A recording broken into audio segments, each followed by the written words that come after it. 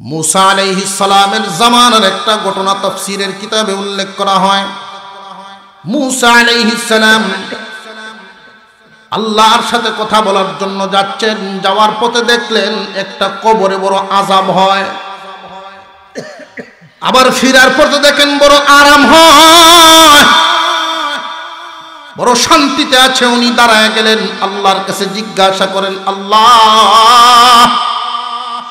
এই কবরের মধ্যে দেখলাম লোকটা বড় কষ্টে ছিল, কিন্তু এখন আরাম পাচ্ছে, তার কারণটা কি আমার একটু বোঝায়া দেন। আল্লাহ পাক রব্বুল আলামিন বলেন, ও মূসা, এই যুবক যখন দুনিয়াতে ছিল আমার নাফরমানির কারণে তার আমলনামা গুনাহে ভারী হয়ে গিয়েছিল, কবরে আসার পরে তার জন্য আযাব নির্ধারণ করে দেওয়া হলো, কিন্তু একটা কাজ করছিল ভালো। স্বামী স্ত্রী দুইজন একসাথে সংসার শুরু করেছিল, বাচ্চা আসছে বিবির পেটে।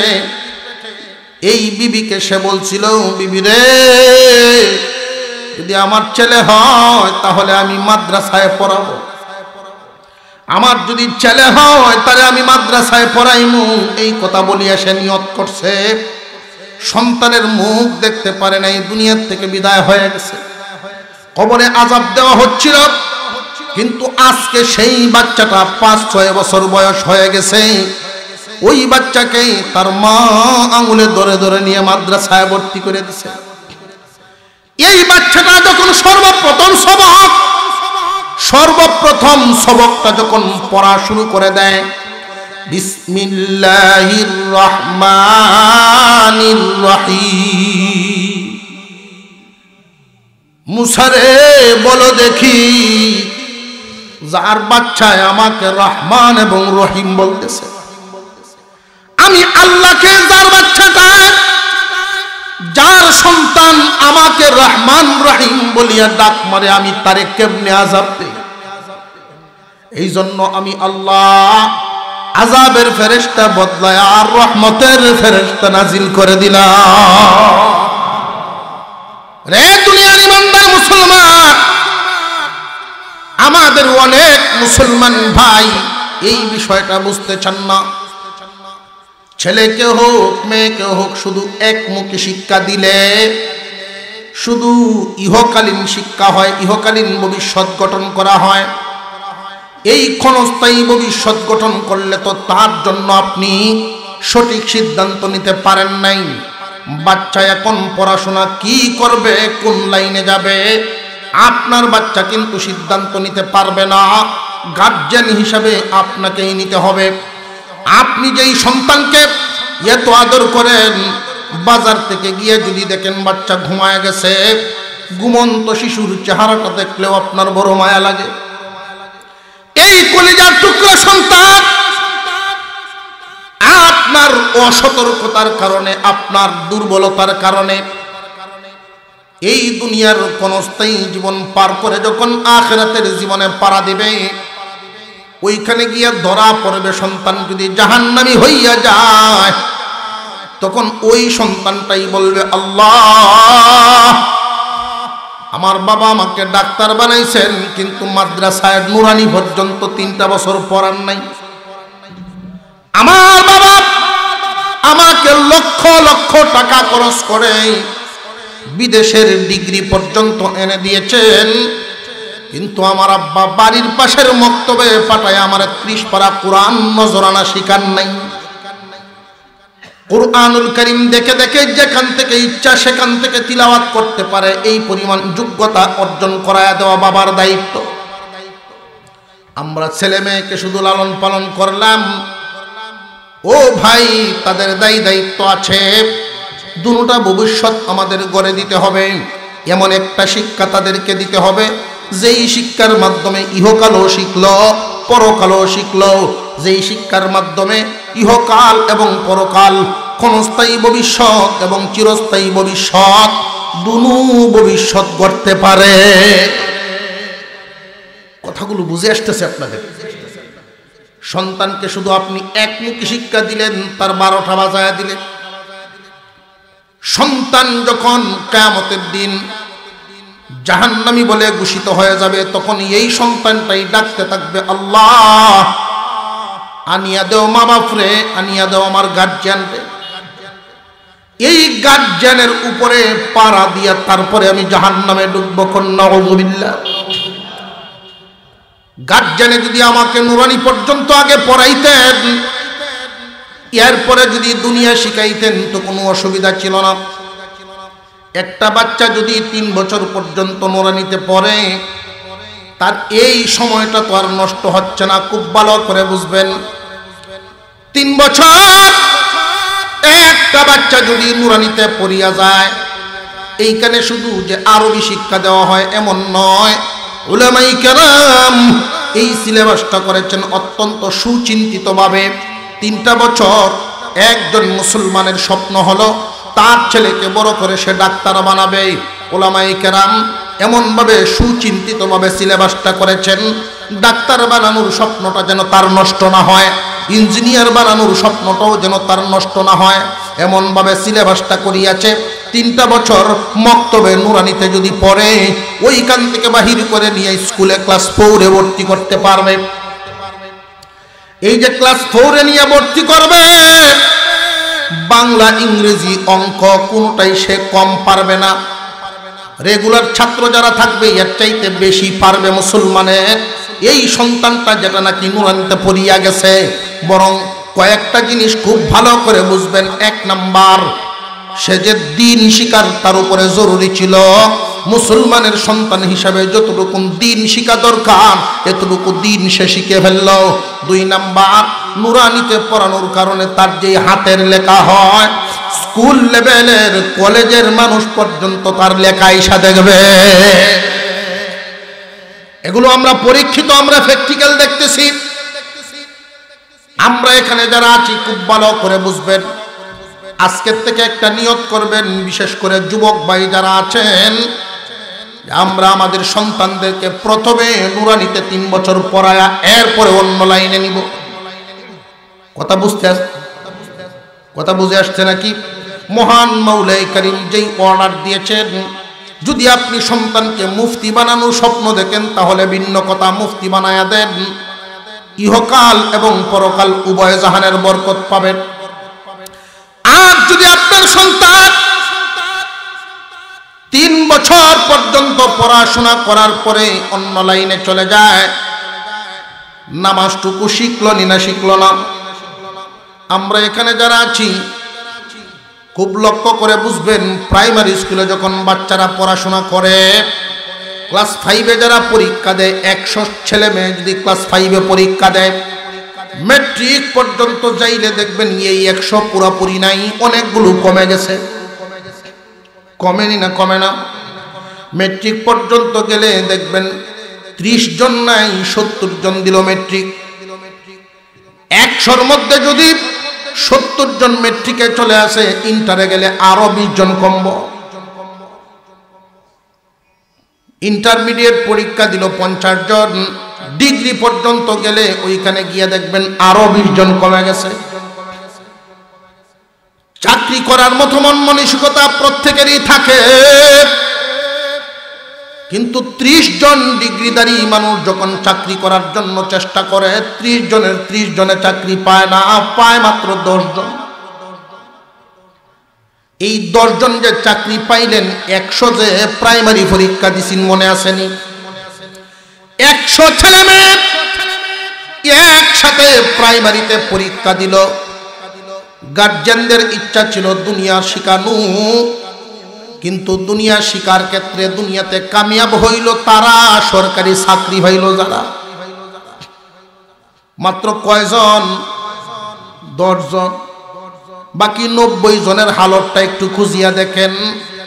এই 90 জন তো সরকারি কোনো চাকরি পায় নাই। এখন এই যে মাদ্রাসায় কিছুদিন না পড়ার কারণে, শুধু স্কুল একমুখী পড়াশোনা করার কারণে এই 90 জন দুনিয়া তো পাইলই না, দিনের অবস্থা তাকায় দেখেন, দিনও পাইল না। দিনও গেল, দুনিয়াও। আর এই যে 10 জনে সরকারি চাকরি পাইছে, এরা কি এই 10 জন কি দিন দুনিয়া দুটোটা পাইছে না শুধু দুনিয়া পাইছে? শুধু দুনিয়া পাইছে। পক্ষান্তরে আর একটা উদাহরণ পেশ করি, এটা তো শুধুই একমুখী হওয়ার কারণে। একটা বাচ্চাকে আপনি 3 বছর পর্যন্ত নুরানিতে পড়ায়া স্কুলে নিয়ে গেলেন, মেট্রিক পর্যন্ত পড়িয়া সে আর পড়লো না, পড়া বাদ দিয়ে দিল। এই বাচ্চাটা মসজিদে গেলে নামাজ কি কারোর কাছে জিগায়া শিখন লাগবো না? তার শিখা আছে। যদি আপনার এই বাচ্চা ইন্টার পাস করে, ডিগ্রি পাস করে বা সরকারি চাকরিজীবীও হইয়া যায়, দিনও পাইল দুনিয়াও পাইল। আর যদি দুনিয়া সে নাই পায়, দুনিয়া পাইলই না, কোনো একটা ছোট্ট ব্যবসা করে, পান দোকান চালায়, কিন্তু এরপরেও নুরানিতে ছোট্টবেলায় তারে 3টা বছর পড়ানোর কারণে, আপনি দায়িত্ব পালন করার কারণে তার আখিরাতের যে ভবিষ্যৎ, চিরস্থায়ী ভবিষ্যৎ গড়ার যেই সামান আছে, নামাজ রোজা ওযু গোসল, এই সামান অর্জন করার ক্ষেত্রে কারোর কাছে জিজ্ঞাসা করা লাগবে না। আপনার সন্তানকে আপনি দিন শিখাইয়া দিলেন, যদিও উচ্চ ডিগ্রি হাসিল করিয়া দুনিয়া লাভ করতে পারে নাই, ব্যবসা করিয়া সংসার চালায়, কিন্তু 3টা বছর নুরানিতে পড়ানোর কারণে আপনার সন্তানটা আখিরাতের শিক্ষা অর্জন করার কারণে আখিরাতের সামান কামাইতে তার লস হবে না। বেশিরভাগ মানুষ নামাজ পড়ে না, সমাজে বেশিরভাগ মানুষ নামাজ পড়ে না। পড়েনার কারণটা সে জানে না, না জানার কারণে বেশিরভাগ মানুষ নামাজ পড়েই না। নামাজ যদি জানে, জানিয়ে রাখবেন, জানাটায় তারে টানে, জানলে কিন্তু জানায় কিন্তু তারে টানে। যে জানে জানায় তারে টানে, যে জানে না ধাক্কা দিলেও যায় না।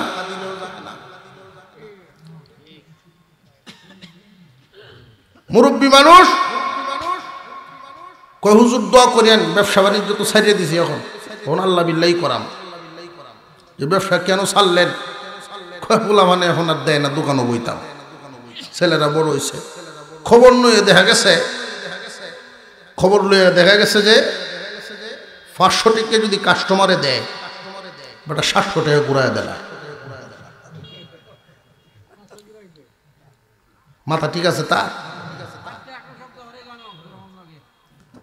ছেলেরা বলে আব্বা আপনার আর বসতে হবে না। আসলে কি ব্যবসায়ী বেড়ে ছাড়ছে না, ব্যবসায় তারে ছাড়ছে, ব্যবসায় তারে ছাড়ছে। গৃহস্থী ছেড়ে দিছে, পানি বাদ কায় 3 কের ক্ষেত আলবাইতে হতো, আর এখন ক্ষেতের আইলে দায়িত্বে গেলে ফুটে যায়, মাথা ঘুরান মারে। যে বাবা রে, গৃহস্থী তো তুমি ছাড়ো নাই, গৃহস্থী তোমারে ছাড়ছে। ব্যবসা তুমি ছাড়ো নাই, ব্যবসায় তোমারে ছাড়ছে। সমাজ তুমি ছাড়ো নাই, সমাজে তোমারে ছাড়ছে। সংসার তুমি ছাড়ো নাই, সংসারে তোমারে ছাড়ছে। এখন রাস্তা দিয়া হাঁটে আর খুঁজে, কই হারাইলাম যৌবন কাল, কই হারাইলাম শরীরের শক্তি।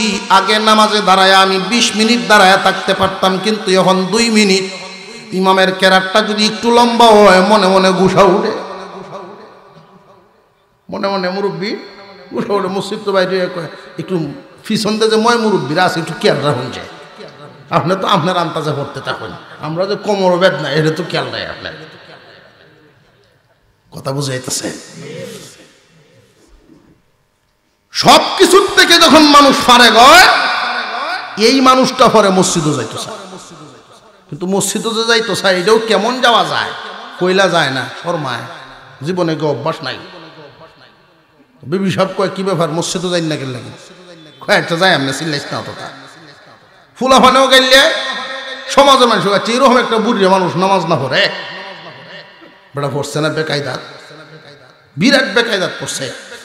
আল্লাহর ডরে তো নামাজ জীবনে পড়ছেই না, এখন ফুলাফানের ঠেলায় বিবি সাহেবের গায়ে ওই শয়তানটা গরু বইয়ে কেটকেট করে, মসজিদও যায় না। বউয়ে শয়তান রাখে, কি করব? এই বুড়া বয়স করে অবশেষে মসজিদের কানি লয়ে গে, মসজিদের কানি দেখে বয়, হইলা হইলা মসজিদে গিয়ে কিছু কয় না। কয়েকদিন গেলেই দেখবেন এই জাতের মুসল্লিটি মাতাব্বরি লয়ে এলে মসজিদে গিয়ে। ইমাম সাহেবের ফিজলা, ইমাম সাহেব নামাজ পড়ায় পড়ে যান গে, কই আপনি দৌড় মারে যান গে, কোন ইমাম সাহেব কয় আচ্ছা ক এই গজব ভাই আমার উপরে নাজিল হয়েছে অবশেষে।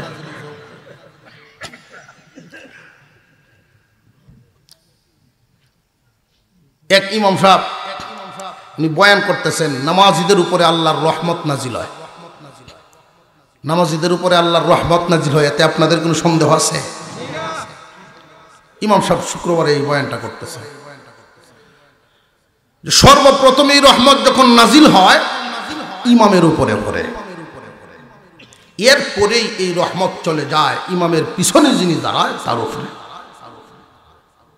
এই বেড়ায় হুন্যা এই মনে মনে চিন্তা করলে তাহলে এই জায়গাটা লোনের দরকার। কিছু কিছু মসজিদে সফর করলে অভিজ্ঞতা হয়, কিছু কিছু মসজিদে মুয়াজ্জিন কেউ ইমামের পিছে দাঁড়ানি লাগে দেয় না, যত বড় হুজুরেই যাক জায়গা ছাড়তো না, রহমত লইব।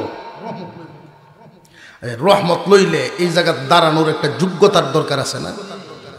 কেমন যোগ্যতা? যে নামাজ পড়ানোর মতো যোগ্যতা।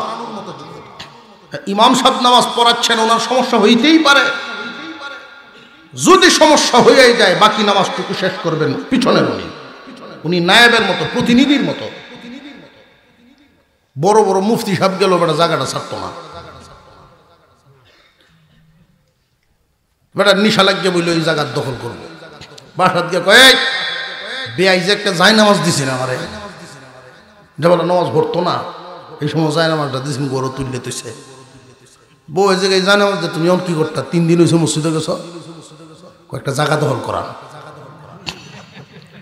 জায়গা দখল জীবন ভর মানুষের জায়গা দখল করছো, সিম টেলছো, বাড়ির সিম টেলাও, ক্ষেতের সিম টেলাও, এখন মসজিদকে কি তা দখল করতা? তুমি তুই বুঝতে না, তুই বুঝতে না, দে যায় নামাজ। আল্লাহর ঘরে যায় নামাজ যদি কেউ বিছাইতে চায় এটারও মাসালা আছে। আল্লাহর ঘরের জায়গা কেউ দখল করতে পারবো না। যায় নামাজ বিছাইতে পারবেন, শীত আসতেছে অনেকেই যায় নামাজ বিছাইব নিয়া। নিয়ত কিন্তু রাখতে হবে আপনার আগে যদি কেউ এখানে বসে যায় তারে তুলতে পারবেন না। এই বেটার যায় নামাজ যদি কেউ কে বই ওরে এই বেটা গুথা গেলে এই দেখো না যায় নামাজ বিছাই তুই দেখো না তুমি তুললে দেয় বেটা। তুই একদিন ইমাম সাহেব ফেস লাগিয়ে বললো নামাজ, তো ইমাম সাহেব 8টা বাড়াইছেন, পিছে তো যারে ভাইছে তো ধরছেই, ধরছে তো এই বেড়া রে দহল বেড়া, সামনে টানে বেড়া পিছে টানে, 2-3 টান দেওয়ার পরে নামাজের নিয়ত ছাড়িয়ে দেয়, আপনি আমার এটা নন আমি তো জানি না কিস্তাই, সব মানুষের নিয়ত ছেড়ে দিচ্ছে। আপনি জানেন না তো এই জায়গায় দাঁড়ালেন কেন? জানেন না এই জায়গাটা খার? কয় আমি তো আইসলাম বাবা রহমতের আশা, এরকম গজব হইব আমি জানলে আইলাম না।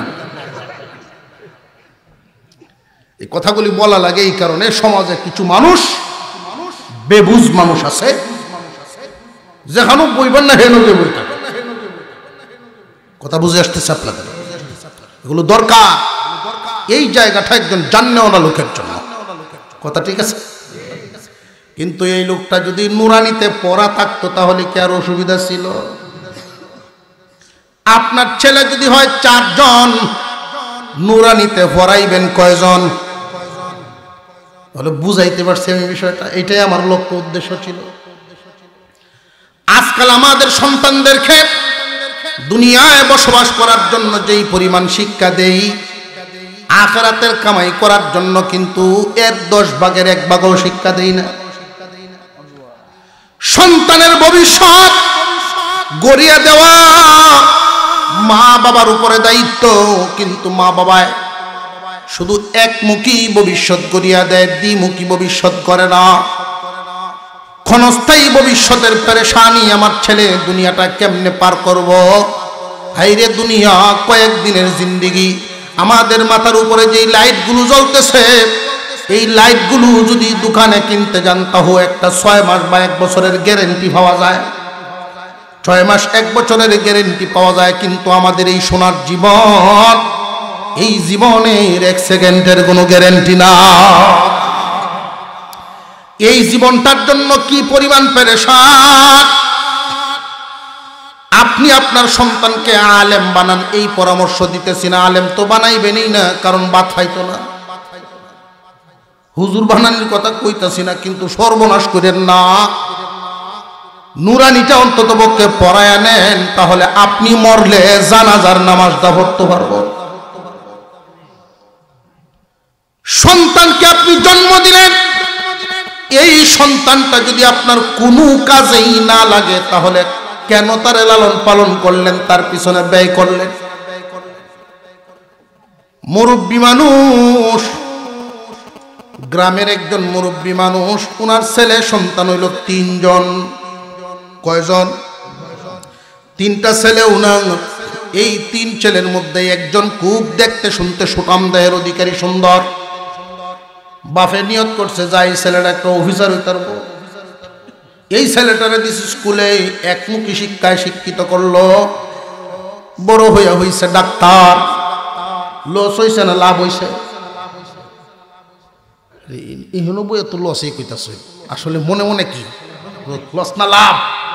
লাভ হইছে, দুনিয়ার লাভ হইছে, ঠিক দুনিয়ার লাভ হইছে দিছে। কিন্তু ছেলেটারে সরস ইঞ্জিনিয়ার বানাইছে, আর একটারে ওইটাও দেখতে শুনতে ভালো ছিল, এটারেও বানাইছে এই লাইন। আর একটা ছেলে আছে এটা তেমন একটা বোঝে না, যে দেভিরা এমনি তাকে কইটা ব্যাক কল দে মাদ্রাসাত ভর্তি হইলে মুন্সি হোক, এটারই তো দেয়। আল্লাহর কি মেহেরবানি, এই সাদা সিধা ছেলে হাফেজ হইছে, আলেম হইছে। লোকটা খুব জান্নাওয়ালা লোক, তেমন শিক্ষিত না, হাজি সাহেব মানুষ, এলাকার বড় গিরস মানুষ।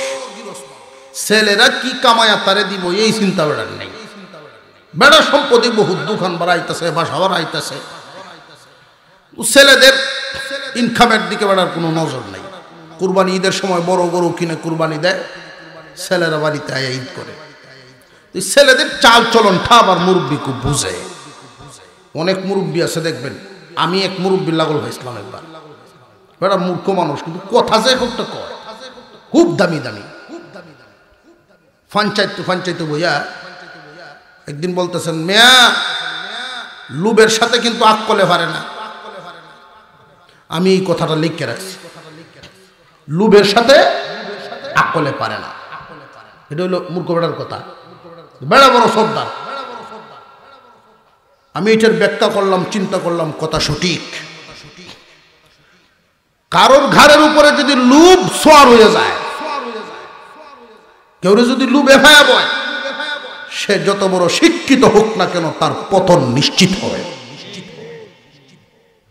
লুবের সাথে আকলে পারে না, আকল বাঁচাই যাত না, তারে শিক্ষায় বাঁচাতে পারবে না, তাকে তার পতন হবেই যদি লুবে তারে পায়া।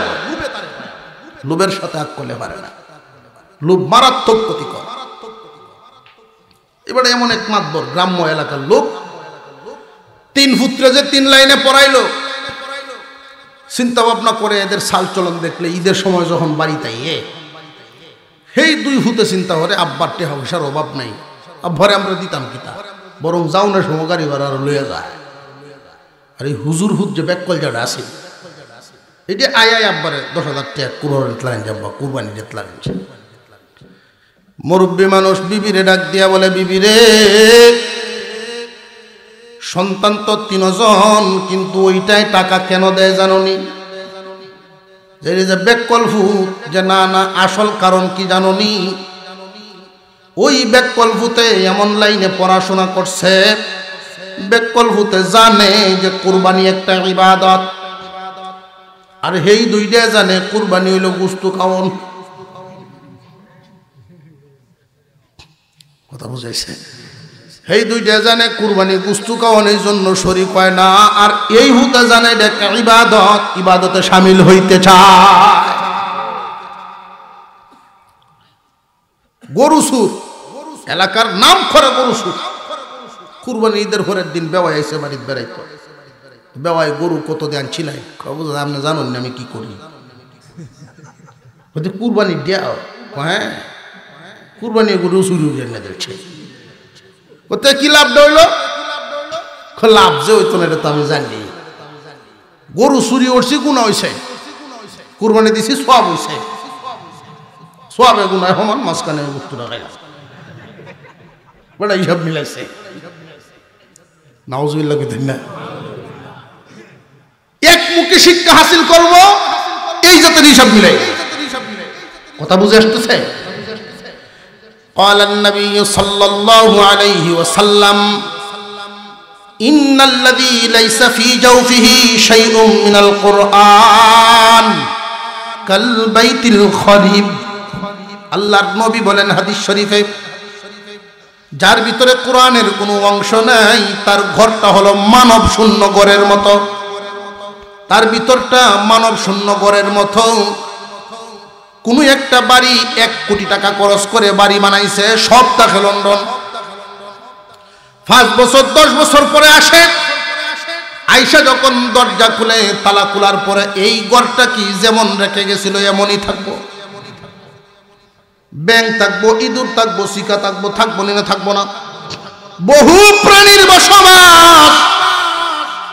আল্লাহর নবী এটাই বুঝাইছেন, যদি তোমাদের ভিতরে কোরআনের কোনো অংশ ঢুকাইতে না পারো, তোমাদের ভিতরটা হবে বিরান ঘরের মতো। শয়তান বিভিন্ন রূপ ধরিয়া তোমার ভিতরে বসবাস করব।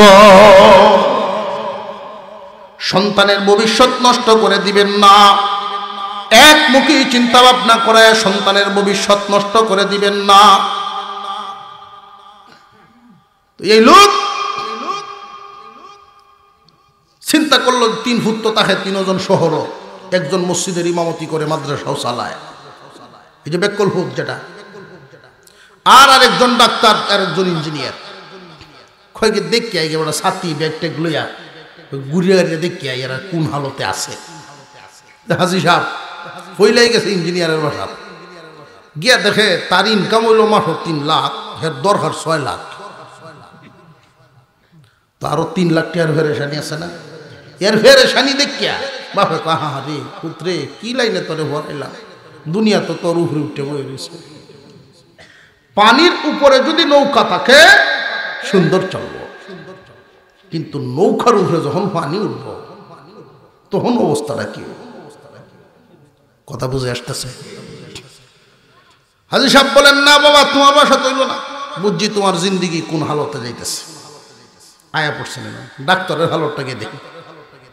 আয়া দেখেন কিস্তির উপরে প্লাট লইছে, প্লাট কিনে না শহর, প্লাট কিনিয়া একটা প্লট কিনে এটার উপরে আবার বিল্ডিং শুরু করছে, এর উপরেও দুনিয়ায় উঠছে। এর যে ফেরেশানি, আহারে সরকারি ডিউটি পালন করে চেম্বারও যায়, এইখান তো হেনও যায়, এই চেম্বার তো আরেক চেম্বারও যায়, খালি দৌড়ের উপরে আছে। ইঞ্জিনিয়ারে ফোন দেয়, মিস্ত্রিরে ফোন দেয়, মাল লাগবো, রড লাগবো, সিমেন্ট লাগবো, এই সেই বক্ক সক্কর কত তার। আর এদের ডাক্তার দিয়েও কি ফেরেশানি। তো হঠাৎ করে হাজি সাহেব তাকায়া দেখে এক রুগী গুসায় আইতাছে, ডাক্তারের হুক আসগো ভাই আমি। হাজি সাহেব ছাতিতে লইয়া আগ গইছে, বাজান কিতা হইছে, কিতা হইছে শুনি। এবারে যে ডাক্তারের বাপ এটা আর কয়টা, কিতা হইছে শুনি কয়, ও মুরব্বী দেখেন কামটা যে করছে, আমি 2 কের খেত বন্ধক দিয়ে আইসি চিকিৎসা করাইতাম, আর আমার প্রেসক্রিপশনে লিখে দিছে 100 বস্তা সিমেন্ট একটা ওরে দিন 3 বার, 100 বস্তা সিমেন্ট একটা হইলে দিন 3 বার। বাপে তো বুঝছে রে, এটা যখন রুগী দেহে মনে হয় মিস্ত্রি হুন দিছেন সিমেন্ট লাগবে 100 বস্তা, এটা প্রেসক্রিপশনে লিখে আছে। আহা দুনিয়া মাথা ঠিক করছে। মুসলমান ইমানদার ভাইরা আমার, সন্তানকে পড়াশোনা করাইবেন একমুখী না 2 লাইন? 1 লাইন যদি পড়ান তাহলে কোনো ফায়দা নাই। শুধু মাদ্রাসায় যদি পড়ান তাহলে সব শিক্ষার সমন্বয় আছে না নাই? আপনার সন্তানকে যদি আপনি মাদ্রাসার লাইনে পড়াইতে পারেন, লাভ কি খুব ভালো করে বুঝবেন। মানুষের যখন সখরাত আরম্ভ হয় 500 ফেরেশতা একসাথে চাপ দিয়া ধরে, আল্লাহর বান্দা চিল্লায় আর বলতে থাকে, তোমরা কারা গো? এই অষ্টগ্রাম এলাকায় যত সম্পত্তি আছে সব সম্পত্তি লইয়া যাও, তবু আমার চাপটা একটু কমায়া দাও। আল্লাহর ফেরেশতারা সম্পদ দিয়ে কি করবে? চাপ কমাবে না, চাপ তো আর কমায় না। ডাক্তার ছেলে আইছে বাড়ি, আব্বা আমি আপনার বড় ভূত ডাক্তার, আমি আইছি। বাবারে তোমারে আমি ডাক্তার বানাইছি, তুমি ডাক্তার হইছো, আমার কি লাভ হইল? পারো যদি চাপটা একটু কমায় দাও। ডাক্তারের ডাক্তারি ফেরেশতা সারাইতে পারবো না। ইঞ্জিনিয়ার আসছে, ইঞ্জিনিয়ারেও বলে আমি আপনার ইঞ্জিনিয়ার ভূত। তুমি ইঞ্জিনিয়ার হইছো, এটা তোমার লাভ হইছে, আমার কি লাভ হইল? কোনো কাজে লাগলো না। পারলে চাপটা একটু কমায়া দাও। এই ছেলেও চাপ কমাইতে পারে নাই। এমনি হুজুর ছেলে আইছে বাড়ি। হুজুর ছেলে মক্তবেই শুনছেন, উলামায়ে কেরাম বলছেন যদি মুমূর্ষু ব্যক্তির পাশে বসে সূরা ইয়াসিন তিলাওয়াত করা হয়, মৃত্যুর যন্ত্রণা আল্লাহ কমায়া দেয়। হুজুর ছেলে আইসাই যখন পড়া শুরু করছেন, বিসমিল্লাহির রহমানির রহিম, ইয়াসিন ওয়াল কুরআনিল হাকীম। আল্লাহ পাক ডাক দিয়া বলেন, হে ফেরেশতারা, তোমাদের কানে কি আমার কালামের আওয়াজ পৌঁছায় নাই? এই মুহূর্তে যদি আযাব কমায়া না দাও, তাহলে আমার কালামে ইজ্জত রক্ষা হবে না। আমার কালামের খাতিরে এই লোকের মৃত্যুর আযাব কমায়া দাও। 500 ফেরেশতা তাদের চাপ ছাড়িয়া দেয়।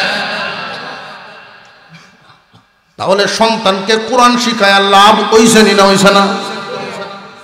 এই কোরআন শিখানোর কারণে 3টা বছর নুরানিতে যদি পড়ায়া 38 পারা কোরআন তারে দেখিয়া দেখিয়া মুখস্থ না হোক, যেখান থেকে ইচ্ছা সেখান থেকে পড়তে পারে।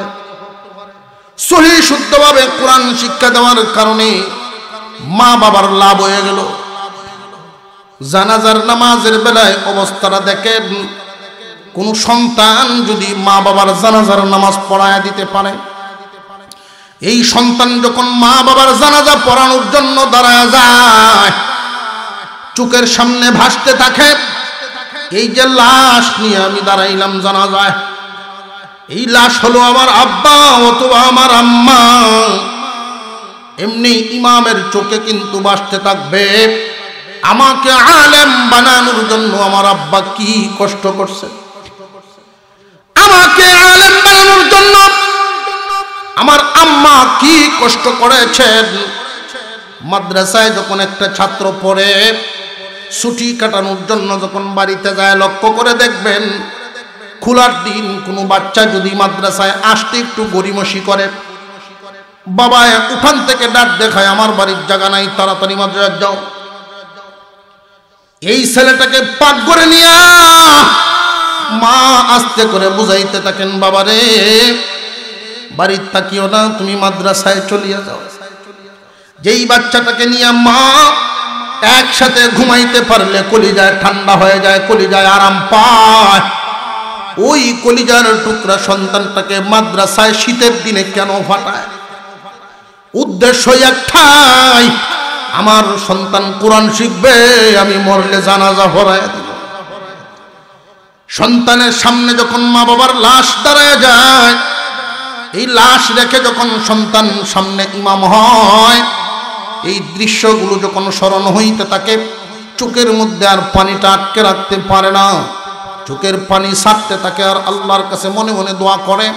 প্রথম তাকবীর যখন দেওয়া হয়, চোখের পানি বাহির হয়ে যায়, আল্লাহু আকবার। এই যে তাকবীরটা যখন দেয়া দেয় মা এবং বাবার উদ্দেশ্যে, আল্লাহ ডাক দিয়ে বলেন, ফেরেশতারা ইমামের চোখে পানি কেন, কারণটা কি? ফেরেশতারা বলেন, আল্লাহ এই ইমামের সাথে রক্তের সম্পর্ক আছে লাশের। মা অথবা বাবা এই ইমামকে কোরআন শিখানোর জন্য মা বাবাও মেহনত করছে, মা বাবাও নিজের দুনিয়ার লোভ লালসা বাদ দিয়া দিনের মহব্বতে তাদেরকে কোরআন শিখাইছে। এইগুলো মনে হয়ে গেছে, এই জন্য ইমাম কান্দে। আল্লাহ পাক বলেন, ফেরেশতারা রে সাক্ষী থাকো, আমি ইমামের মা বাবার 80 বছরের গুনাহ মাফ করে দিলাম। লাভ হইছে না হইছে না? সন্তান যদি কোরআন শিখে মা বাবার লাভ আছে না নাই? মুসা আলাইহিস সালামের জামানার একটা ঘটনা তাফসীরের কিতাবে উল্লেখ করা হয়। মুসা আলাইহিস সালাম আল্লাহর সাথে কথা বলার জন্য যাচ্ছেন, যাওয়ার পথে দেখলেন একটা কবরে বড় আযাব হয়, আবার ফিরার পথে দেখেন বড় আরাম হয়, বড় শান্তিতে আছে। উনি দাঁড়ায় গেলেন, আল্লাহর কাছে জিজ্ঞাসা করেন, আল্লাহ এই কবরের মধ্যে দেখলাম লোকটা বড় কষ্টে ছিল, কিন্তু এখন আরাম পাচ্ছে, তার কারণটা কি আমার একটু বোঝায়া দেন। আল্লাহ পাক রব্বুল আলামিন বলেন, ও মুসা, এই যুবক যখন দুনিয়াতে ছিল আমার নাফরমানির কারণে তার আমল নামা গুনাহে বাড়ি হয়ে গিয়েছিল, কবরে আসার পরে তার জন্য আযাব নির্ধারণ করে দেওয়া হলো, কিন্তু একটা কাজ করছিল ভালো। স্বামী স্ত্রী দুইজন একসাথে সংসার শুরু করেছিল, বাচ্চা আসছে বিবির পেটে। এই বিবিকে সে বলছিল, বিবি রে, যদি আমার ছেলে হয় তাহলে আমি মাদ্রাসায় পড়াবো, আমার যদি ছেলে হয় তাহলে আমি মাদ্রাসায় পড়াইমু। এই কথা বলিয়া সে নিয়ত করছে। সন্তানের মুখ দেখতে পারে নাই, দুনিয়ার থেকে বিদায় হয়ে গেছে, কবরে আযাব দেওয়া হচ্ছিল। কিন্তু আজকে সেই বাচ্চাটা 5-6 বছর বয়স হয়ে গেছে, ওই বাচ্চাকে তার মা আঙুলে ধরে ধরে নিয়ে মাদ্রাসায় ভর্তি করে দিছে। এই বাচ্চাটা যখন সর্বপ্রথম সবকটা যখন পড়া শুরু করে দেয়, বিসমিল্লাহির রহমানির রহিম, মুসারে বলো দেখি, যার বাচ্চায় আমাকে রহমান এবং রহিম বলতেছে, আমি আল্লাহকে যার বাচ্চাটায়, যার সন্তান আমাকে রহমান রহিম বলিয়া ডাক মারে, আমি তারে কেমনে আযাব দেই? এই জন্য আমি আল্লাহ আযাবের ফেরেশতা বদলায় আর রহমতের ফেরেশতা নাজিল করে দিলাম। সন্তানকে কোরআন শিক্ষা দেওয়ার দরকার আছে না নাই? বাচ্চাদের মধ্যে একটারে দিলেই না ছেলে মেয়ে সবগুলোরে? কোন রকম না 3 বছরের নুরানি, 3টা বছর পর্যন্ত যদি নুরানি পড়াইতে পারেন তাহলে মাসআলা মাসাইল নিজের শিক্ষাটা নিজে অর্জন করতে পারবে, নিজের শিক্ষাটা নিজে অর্জন করতে পারবে। নামাজ কেমনে পড়া লাগে এই প্রশিক্ষণ এখানে 3 বছরের ভিতরে দেওয়া হয়। যদি কোনো কারণে মসজিদে ইমাম সাহেব না থাকেন, এই মসজিদে তাৎক্ষণিক নামাজ পড়ানোর মতো যোগ্যতা তার থাকে, সহি শুদ্ধভাবে কোরআন শিক্ষা দেওয়া হয়। অনেক মানুষের ধারণা হয় এমন, হুজুর আমার ছেলের যে স্কুলে পড়াইলাম তার ইসলাম তো সে শিখছে, বাংলা বই পড়িয়ে পড়িয়ে অনেকেই আছেন সূরা মুখস্থ করছে। আপনারাই নিজেরাই বলেন আপনার তিলাওয়াত মাদ্রাসায় পড়ুয়া ছাত্রের মতো হবে? কখনো নয়। আমরা ভাই এই অভিজ্ঞতা অর্জন করি, আপনাদেরকে এই কথাগুলো বলি। জিন্দেগি খাটায় দিছে, তাব্বাত ইয়াদা আবে লাহাবে ওয়া তাব্বে, মায়া আগে না ভরে। গত 2 মাস আগের কথা, গত 2 মাস আগে আমার এলাকার একটা জামাত 40 দিনের জন্য পাঠাইলাম উসুল করে, মুরব্বীদের জামাত। 2 জন আলেম সাথে দেওয়া হলো, দুজনেই বক্তা মানুষ, আলেম মানুষ। ওনারা চিন্তা করলেন আর কিছু দেই আর না দেই, 4টা সূরা তাদেরকে শিখাইয়া দেই, কারণ নামাজ নষ্ট হওয়া যত শর্ত আছে এর মধ্যে 1 নাম্বার কারণ, নামাজে যদি কেউ ভুল তেলাওয়াত করে, অশুদ্ধ তেলাওয়াত করে, নামাজে অশুদ্ধ তেলাওয়াত করলে নামাজ ভঙ্গ হয়ে যায়, তাই না? আপনারা হয়তো কইতেন পারেন হুজুর যা বেটাগিরিটা করলেন আপনারা, এটা আমরার বেটাগিরিটা, এটা আপনার বুকামি।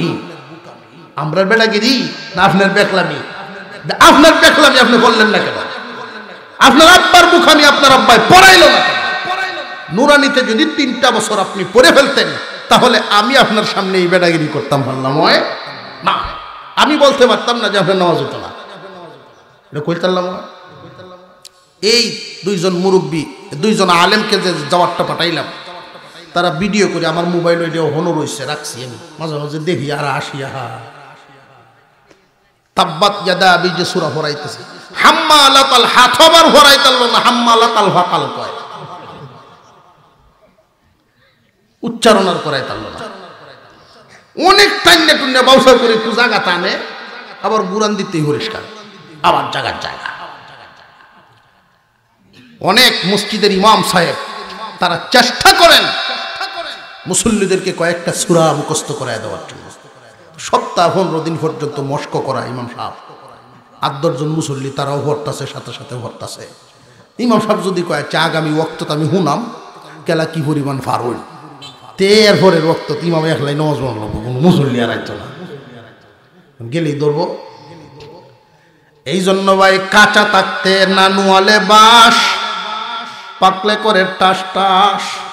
মুরব্বীদের কথা এটা, কাঁচা থাকতে নানুয়ালে বাস, পাকলে করে টাস টাস। ছোটবেলায় যদি বাচ্চাটাকে আপনি না পড়ান, বড় হইলে আর ওই জায়গায় হবে না।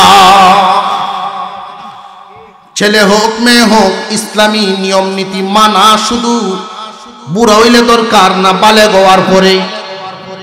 বালেগ হওয়ার পরে যে নামাজ কালাম শুরু করব, শিখলে না শিখলে। এই জন্য শিখানো আগে মক্তবে শিখাইয়া দিবেন, আপনি ওইখানেই তারে শিখাইয়া দিবেন। যদি আপনার একটা বাচ্চাকে আপনি নামাজটা শিখাইয়া দেন, নুরানিতে পড়ায় যদি তারে কমপ্লিট করে দিতে পারেন, কিয়ামতের দিন আল্লাহর সামনে আপনি আসামি হবেন না। সে যদি নামাজ না পড়ে তার জাহান্নামে সে যাবে, আপনাকে দোষী করতে পারবে না, এই কথা বলতে পারবে না যে আব্বা আমারে ভরাইছে না। আমরা গার্জিয়ান আমাদের দায়িত্ব পালন করি, বাকি হলো তার আমল। আমরা তো আমাদের দায়িত্বটুকু পালন করা চাই আমাদের সন্তানদেরকে। যারা বয়স্ক হয়ে গেছেন তারা গিয়া নিজের ছেলে মেয়েদেরকে তালিম দিবেন। হুজুর এই কথা বলছেন, মারে বাবারে আমি ভুল করছি, জানছি না, তোমরা পড়াইতাম পারছি না, তোমরা তোমাদের বাচ্চাগুলোরে পড়াইবা। আপনার একটা কথার কারণে যদি আপনার বংশধরের মধ্যে কোনো হাফেজ আলেম হইয়া যায়।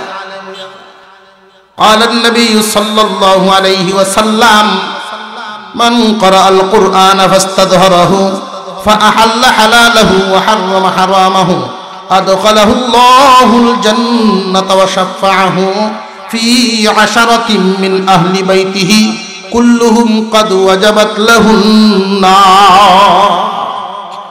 আল্লাহর নবী বলেন হাদিস শরীফে, কোন মানুষ যদি কুরআনুল কারীমের হাফেজ হয়, এই হাফেজদেরকে আল্লাহ মর্যাদা দিবেন হাসরের মাঠে।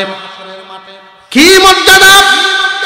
একজন কোরআনের হাফেজ 10 জন জাহান্নামীর জন্য দোয়া করতে পারবে। যেই 10 জনকে জাহান্নামের সাজা ঘোষণা হয়েছে, এই দুনিয়ার জমিনে জেলখানাগুলোর মধ্যে সমস্ত আসামির কি সাজা সমান না বেশ কম আছে? বেশ কম হয় কেন? অপরাধে বেশ কম, যার অপরাধ যেমন সাজাও হয়। আল্লাহর নবী বলেন সাজা ঘোষণা হয়েছে, কেউ 500 বছর জ্বলবো, কেউ 1000 বছর জ্বলবো, কেউ 1 লাখ বছর জ্বলবো। যে হুজুর 1 লাখ বছর আছে এরকম কেউ, যে 1 লাখ বছর থাকতো না কেন? এক ওয়াক্ত নামাজ না পড়লেই তো 2,88,00,000 বছর। এক ওয়াক্ত নামাজ না পড়লেই 2,88,00,000 বছর এক হুকমা। এই পরিমাণ সাজা ভোগ করা হয়ে গেছে, রায় হয়ে গেছে, তার সাজা এই পরিমাণ। যদি কোনো কোরআনের হাফেজ তার জন্য সুপারিশ করে বসে, এই হাফেজের মর্যাদার খাতিরে আল্লাহ পাক ওই রকম সাজাপ্রাপ্ত 10 জন আসামিকে মাফ করিয়া দিবেন। 10 জন আসামি। কারা কারা হবে? এই কারা কারা হবে? এর মধ্যে এক নম্বরে বাবা, মা, দাদা, দাদি, নানা, নানি, শ্বশুর, শাশুড়ি। বাকি রইল আরো কয়জন? আর যে দুইজন রইল, যাদের সহযোগিতায় আল্লাহর কালাম মুখস্থ করে লজিং থাকে না থাকে না, রক্তের কোনো সম্পর্ক নাই, আত্মীয়তার কোনো সম্পর্ক নাই, এরপরেও একটা ছাত্ররে খানা খাওয়ায়া কোরআন মুখস্থ করার সুযোগ দেয়, কোরআন শিকার সুযোগ করে দেয়। এই জন্য আল্লাহ তারে এই মর্যাদা দিবেন যে হুজুর বিবি সাহেব কি যাইতো না যে এটা তো সাথে আছে, ওই এলা তো সাথে আছে, ওইলা তো সুপারিশ লাগে না, এলা তো সাথে আছে। কারণ প্রত্যেক স্বামীর আঙ্গুলে ধরে স্ত্রী হাসরের মাঠে দাঁড়াইব। আমার এক বেটায় জিজ্ঞাসা, হুজুর জান্নাতে গেলে আমরা বাবুল্যের মা আমার সাথে যাইব? আপনার এই বাবুল্যের মা গেলে আপনার কি সমস্যা? হুরিয়াছে হুজুর, আমার হুরিয়াছে, রাখছেন না, আমার রাখছেন না, মানে এই রেলই আমি আর যাইতে রাজি না। স্বামী স্ত্রীর মহব্বতটা সাংঘাতিক ব্যাপার। আজকে মাদ্রাসার মাহফিলের জন্য আমি ইলমি গুরুত্বের একটা আলোচনা করতেছি। অন্য কোনো সময় যদি সাক্ষাৎ হয় ইনশাআল্লাহ, স্বামীর কাছে স্ত্রীর পাওনা থাকে, স্ত্রীর কাছে স্বামীর পাওনা থাকে। কোরআন হাদিসে বর্ণিত কিছু সবক আছে, এই সবকগুলো মানলে চলতে পারলেই স্বামী স্ত্রী সংসার সুখের হয়। কিয়ামতের কঠিন ময়দান যখন আরম্ভ হবে,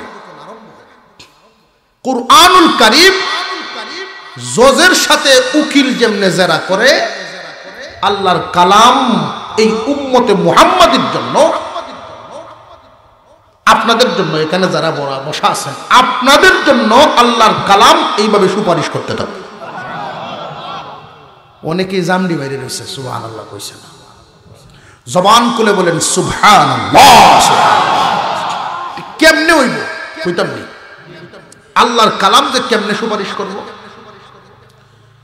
মহান মাওলাই কারীম লৌহে মাহফুজ কে বলবেন, লৌহে মাহফুজ তোমার কাছে আমার কালাম ছিল, আমার কালাম, এই কালামের হেফাজত কি পরিমাণ করেছো?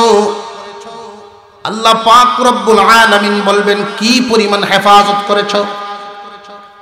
লৌহে মাহফুজ বলবে আমার কাছে আপনার কালাম হেফাজতেই ছিল, কিন্তু জিবরাইল আমিন আমার কাছ থেকে এই কালাম নিয়ে গেছে।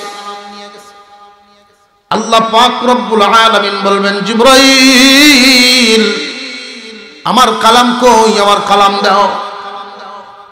কালাম মানে কি? আল্লাহর কথা। আপনি যদি কথা বলেন আর এটা রেকর্ড করা হয়, ক্যাসেট আছে না নাই? আল্লাহ পাক রব্বুল আলামিনের রেকর্ড করা কথা আল্লাহর কালাম।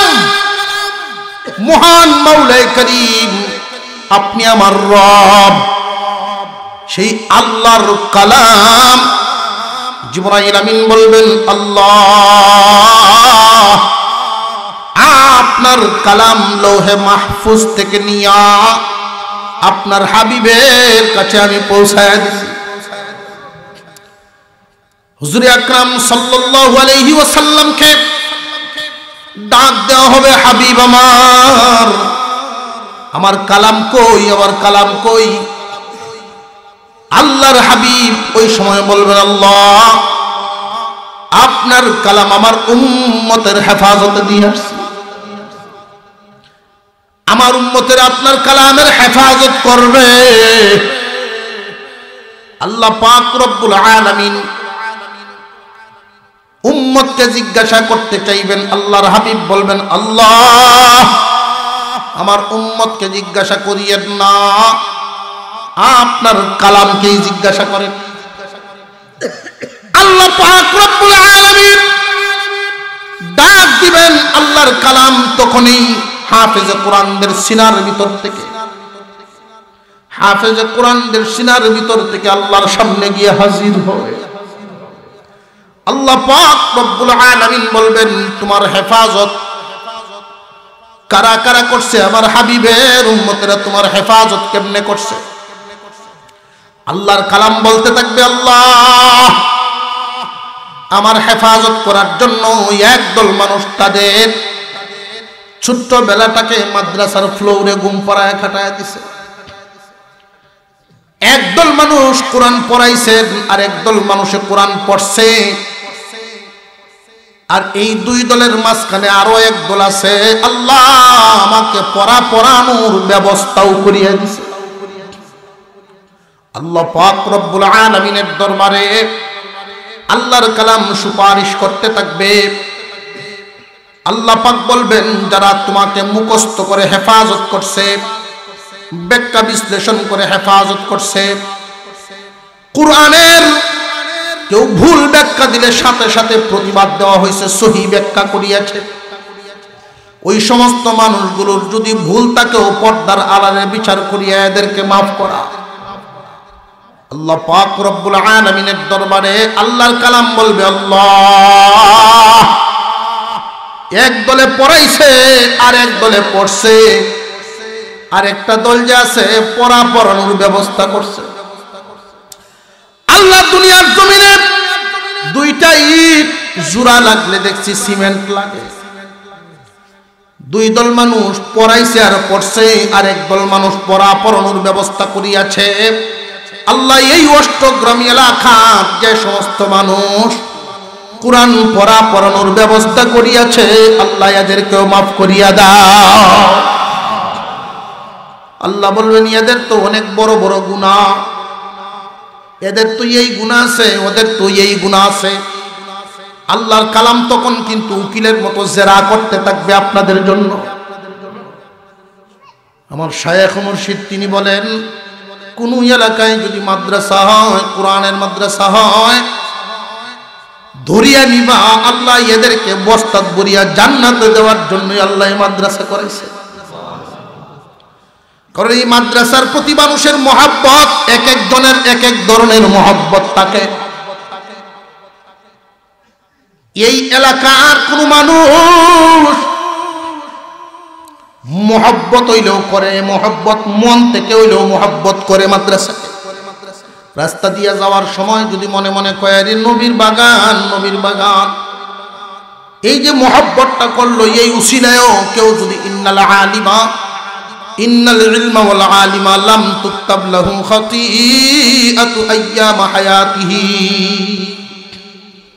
লাম তুকতাব লাহু খাতিআতু আইয়াম হায়াতিহি।